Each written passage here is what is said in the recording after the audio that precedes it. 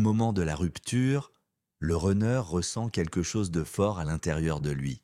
Un vide, une incompréhension, comme un écho qui lui dit « Je ne peux pas lui donner ce qu'il attend de moi ». Et c'est vrai, il ne peut pas. Pas parce qu'il ne veut pas, mais parce qu'il ne sait pas comment aimer. Le runner a peu d'estime de lui-même. Il doute, il se sent imparfait, pas assez, son passé l'a abîmé, il a grandi sans base solide, sans modèle d'amour sain, souvent seul, livré à lui-même. Alors, quand il sent l'amour du chaser, cet amour pur, entier, désintéressé, il panique, parce que cet amour, il ne l'a jamais connu, et il ne se sent pas digne de le recevoir. Plutôt que d'affronter la relation, le runner choisit la fuite. Il met son masque, il trouve des excuses, il se convainc qu'il a raison, que ce n'est pas le bon moment, que le chaser mérite mieux. Il dira des phrases comme « Je ne suis pas prêt »,« Tu mérites quelqu'un de mieux »,« Je ne veux pas te faire souffrir ». Mais au fond, il fuit sa propre peur d'aimer. Quand la rupture arrive, le runner ne mesure pas encore ce qu'il vient de perdre. Il ne réalise pas que la personne qui l'a laissé partir, c'était l'amour de sa vie.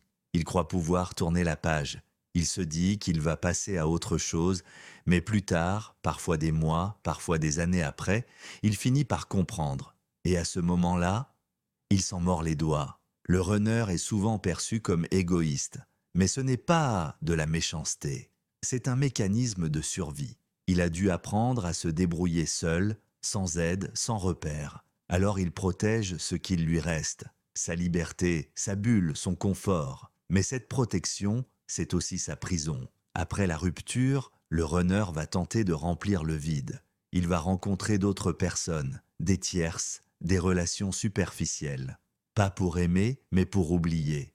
Il va se réfugier dans son travail, dans les sorties, dans le sexe, dans les écrans, dans tout ce qui peut l'empêcher de penser. Parfois, il trouvera quelqu'un pour le soutenir financièrement ou émotionnellement, quelqu'un de plus simple, qui ne réveille pas ses blessures. Parce qu'au fond, le runner ne veut pas guérir, pas encore. Il croit qu'il contrôle la situation, qu'il sait ce qu'il fait. Mais la vérité, c'est qu'il est aveugle.